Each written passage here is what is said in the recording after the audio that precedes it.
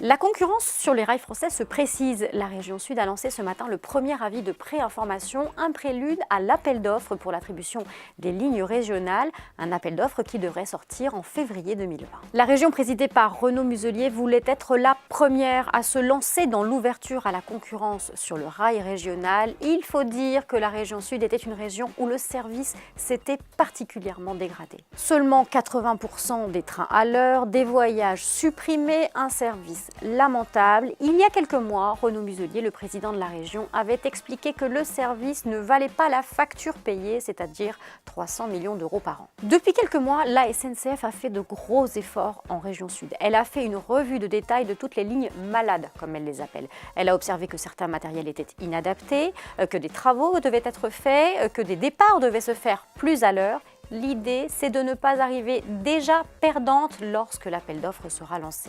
Pour cet appel d'offres, une dizaine de compagnies ferroviaires se sont déjà dites intéressées. Il y a la Transdev, la filiale de la Caisse des dépôts, il y a la RATP, il y a Trenitalia, la SNCF italienne et il y a aussi la Deutsche Bahn. Pour la SNCF, cette mise en concurrence est, comme on pourrait le dire trivialement, une sorte de petit coup de pied au derrière.